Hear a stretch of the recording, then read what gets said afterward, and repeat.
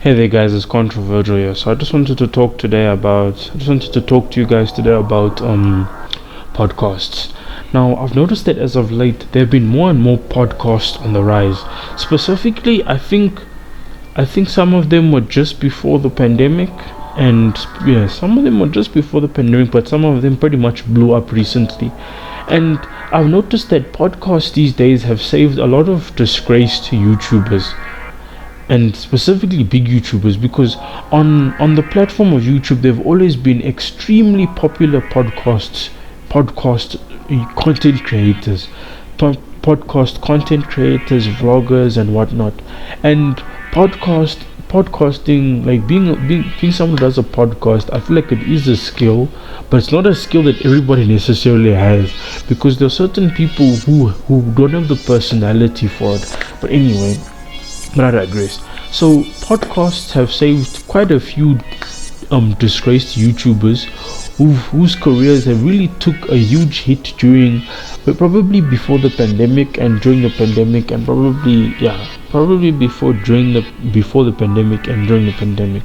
And I've noticed that podcasts have been on the rise, because I've noticed that three big three big YouTubers, probably one of the biggest on the platform, have started podcasts now.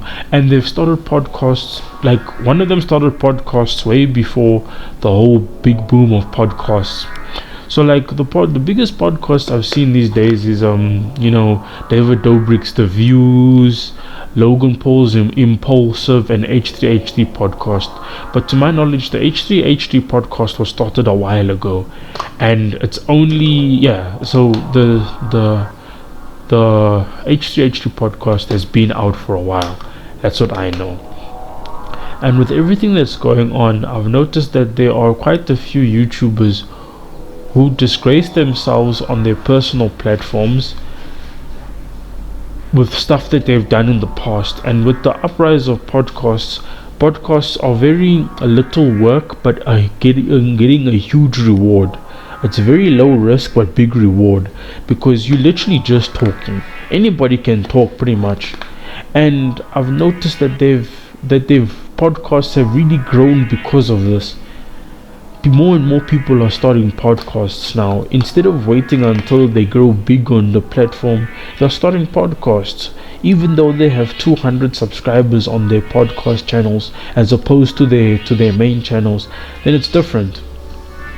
But generally it saved a lot of disgraced YouTubers, like, because I don't know if you know about H3H3. Oh, that's a hard word to say twice. So H3H3 has been very controversial in the past, like so many controversies with not only his podcast but him himself. Like, I don't know, people don't really seem to like Ethan Klein.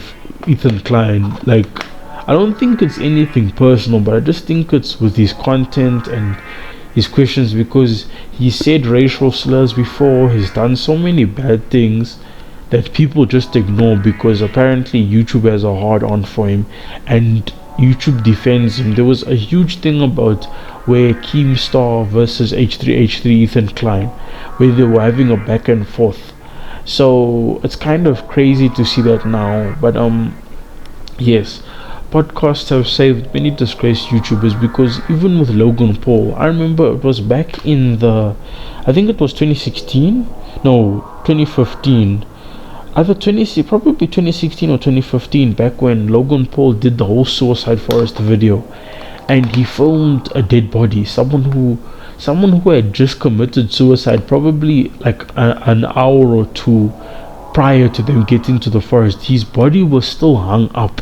And the funny thing is that Logan Paul filmed this and posted it. To my knowledge, he posted the video on his channel, on his main channel, where most of his fetus fans, and I said it again, most of his fetus fans could see this.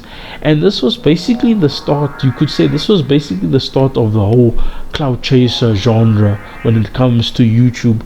I feel like people like Logan Paul, Jake Paul, Tanner Mojo, David Dobrik, all these people basically started the whole clout chaser thing, this whole cloud chaser movement that is going on these days.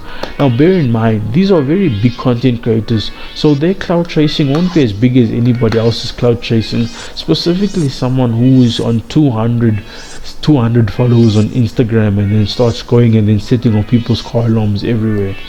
So it's kind of a contrast between how popular YouTubers cloud chase and how unpopular content creators cloud chase. Now I will make a video about the difference between clout and fame, which I'll probably be able to make it soon. But yeah, so basically with all of this, I don't know how to feel about it, because I'm not a podcast person. I cannot sit there and watch people talk for long periods of time. However, I do watch No Jumper though sometimes their videos are pretty good, but I mean, I don't find them that interesting. Like, and most of their podcasts, or like most of their videos, are extremely and immensely long, and I can't really sit through them. So I've noticed that podcasts are on the rise now, and if you're someone who wants to start one, you should go ahead. Get maybe one or two of your friends, start a Discord, chat with your friends just about random topics, and don't try and blow up with every video. Don't do that to yourself. Just talk like as if you guys would be talking if you're in the same room. One problem with YouTube is that too many people focus on what other people are doing. Just because one person's videos and his views are popping off of doing one thing doesn't mean that if you do the same thing you're going to be popping off as well. But yeah, podcasts seem to be the new niche of YouTube. So with everything, if anyone starts a podcast, you'll probably get a relatively good amount of views and subscribers from it, depending on how good you are. But yeah, anyway guys, so this is controversial signing out. I'll check you guys later. Bye.